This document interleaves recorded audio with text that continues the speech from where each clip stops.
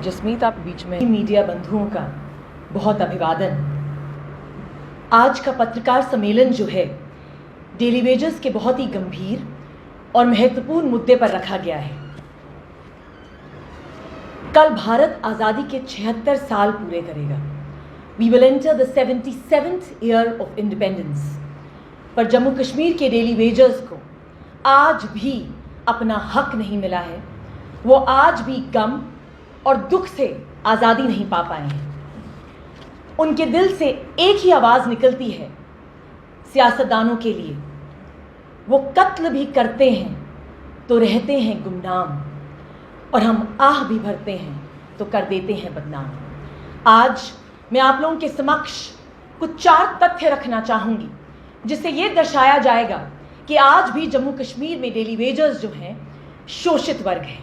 पहला, कोई भी सरकार जब किसी भी डेली वेजर को एंगेज करती है तो उस पर परोपकार नहीं करती, वो अपने फ़ायदे के लिए उसको एंगेज करती है। जम्मू कश्मीर में लगभग 60 से 70 हज़ार जो डेली वेजर्स हैं आज भी अपनी रेगुलराइजेशन के लिए तड़प रहे हैं, तरस रहे हैं। डेली वेजर्स की कहानी 1980 में शुरू हुई। 24 मार्च 1994 में SRO 64 1994 के तहत इसको एक नया रूप और रंग दिया गया। इसमें कहा गया कि 7 साल तक जो लोगों ने भी काम किया उन्हें रेगुलराइज किया जाएगा बेस्ड ऑन द वैकेंसी, और जिनके 7 साल पूरे नहीं होते हैं आगे जाके उनको समय दिया जाएगा 7 साल पूरे करने के। 2001 में उनका नाम बदलकर डेली वेजर्स का एक नया नेम इनकॉर्पोरेट किया गया। Casual workers, need based workers, seasonal workers, इन सब के नाम ऐसे रख दिए गए। उसके बाद JNK civil services special provision act 2010 रखा गया, जिसमें कहा गया that it was done to regularize the employees appointed on the ad hoc, contractual और consolidated basis। 2015 में एक नया ऑर्डर लाया गया। इस ऑर्डर के तहत ये बहुत ही महत्वपूर्ण तरीके से कहा गया कि डेली वेजर्स जो भी एंगेजमेंट आपने कैजुअल, नीड बेस्ड और सीजनल वर्कर्स की करनी है वो एक चीफ सेक्रेटरी के ऑर्डर के तहत होगी। आगे जाके SRO 520 2017 लाया गया। इसमें स्किल्ड और अनस्किल्ड वर्कर्स जो थे उनकी बाइफिकेशन हुई। ये डिसाइड किया गया कि डेली वेजर्स के लिए किस तरह की रेम्यूनरेशन रखी जाएगी। तब बाकायदा 10 साल से ज़्यादा जो है उनका सर्विस होना चाहिए। कमेटीज़ बिठाई गई, एम्पावर्ड कमेटीज़ बिठाई गई, मगर फिर भी अल्टीमेट रिजल्ट कोई नहीं निकला। आज भी PHE, Jal Shakti, irrigation, forest, agriculture, health and medical education, रहबरे जंगलात, रहबरे ताल, रहबरे खेल, आज भी ये सब लोग जो हैं अपनी रेगुलराइजेशन के लिए तड़प रहे हैं। मगर सरकार 20 से 25 साल जिन लोगों ने अपनी जिंदगी के अपने डिपार्टमेंट्स को दिए हैं आज तक उनको रेगुलराइज नहीं किया गया। दूसरा तथ्य, secretary state of Karnataka versus Uma Devi की जजमेंट 2006 में आई। उसमें बहुत ही बेहतरीन तरीके से कहा गया कि आपने कहीं ना कहीं जो है एक रेगुलराइजेशन पॉलिसी बनानी है, मगर फिर भी जम्मू कश्मीर में आज तक एक प्रॉपर पॉलिसी नहीं बनी। इसके बाद 2016 में सुप्रीम कोर्ट ने एक बहुत ही बेहतरीन तरीके से जो है लगताड़ा स्टेट गवर्नमेंट की सरकार को, जम्मू एंड कश्मीर को कहा, I am reading it out to you, state government is to be blamed for the unfortunate situation which has resulted in large number of persons being recruited as on a daily wage basis. Jammu and Kashmir की high court ने अप्रैल 2022 को और नवंबर 2022 को regularise करे अपने लोग जो अपनी हाई कोर्ट और लोअर कोर्ट्स में डेली वेजर्स के तौर पर काम कर रहे थे। मगर LG एडमिनिस्ट्रेशन ने और सेंट्रल गवर्नमेंट ने जम्मू एंड कश्मीर के डेली वेजर्स के लिए कुछ नहीं किया। तीसरा तथ्य, बीजेपी के फॉल्स प्रॉमिसेस। 11 नवंबर 2022 को एक कमेटी बिठाई गई और इस कमेटी की अध्यक्षता की श्यामलाल शर्मा जी ने। 2017 और 18 में कहा गया कि 60,000 डेली वेजर्स जो है वो रेगुलराइज किए जाएंगे। 2015 अक्टूबर में कहा गया, एक कैबिनेट सब कमेटी ने कहा कि रेगुलराइजेशन होगी और 70,000 लोगों की होगी। बीजेपी के बड़े बड़े नेता बार बार जम्मू कश्मीर में आए, मगर फिर भी रेगुलराइजेशन को लेकर कोई भी इंपॉर्टेंट डिसीजन नहीं लिया गया।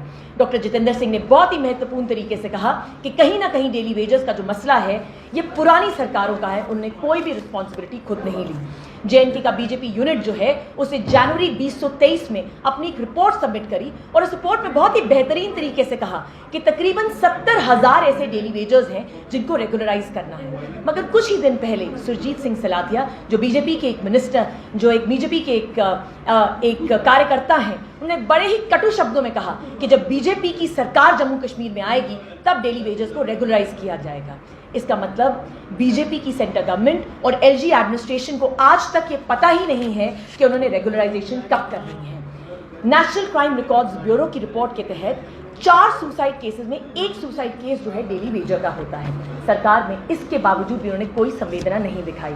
कितने ही लोग जो हैं डेली वेजर्स रजौरी और पुंछ में मारे गए। अभी कुछ ही दिन पहले गुरुदास नाम के एक आदमी ने, डेली वेजर ने, अपनी ज़िंदगी से हाथ गंवाने पड़े और कहीं ना कहीं जो है सरकार ने इसकी कोई भी अकाउंटेबिलिटी नहीं दिखाई। सरकार आश्वासनों पे आश्वासन देती है। आखिरी और चौथा तथ्य, मिनिमम वेजेस। भारत के संविधान की उद्देशिका में एक बहुत ही महत्वपूर्ण शब्द है डिग्निटी, मगर कहीं ना कहीं डेली वेजेस की जो डिग्निटी है इसका बहुत ही कड़े शब्दों में उल्लंघन हुआ है।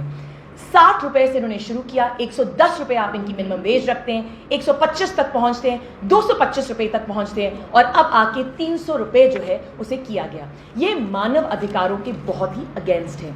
अगर जम्मू एंड कश्मीर की डेली वेजर्स का जो अमाउंट है उसे कंपेयर किया जाए दिल्ली के साथ, तो बहुत ही कटु शब्दों में कहूंगी कि अनस्किल्ड वर्कर्स को अगर जम्मू एंड कश्मीर में 8,080 रुपए मिल रहे हैं तो दिल्ली में तकरीबन 17,000 रुपए मिल रहे हैं। अगर सेमी स्किल्ड वर्कर्स को 11,000 रुपए मिल रहे हैं तो डेली वेजर्स को दिल्ली में 19,000 मिल रहा है। इसी ढंग से अगर स्किल्ड वर्कर्स को जम्मू एंड कश्मीर में 13,000 मिल रहा है तो दिल्ली में तकरीबन 21,000 रुपए मिल रहे हैं। दिल्ली में आज भी हाईएस्ट वेज जो है मिनिमम वेज डेली वेजेस को दी जाती है। एक तो आप इनको रेगुलराइज नहीं करते, ऊपर से जितना भी इंपॉर्टेंट पैसा आपने इनको देना है काफ़ी महीनों से आपने इनको दिया नहीं है।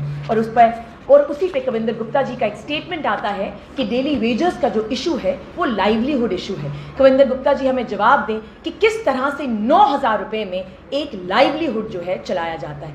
क्योंकि आप इनको रेगुलराइज नहीं करते जम्मू कश्मीर में, वो इतने दिनों से धरनों में बैठे हुए हैं, उनको कोई और भी जो है अलाउंसेस नहीं मिल पाते। अंत में मैं यही कहना चाहूँगी कि गालिब से किसी ने एक बार ये पूछा कि समस्या का समाधान कैसे निकलेगा।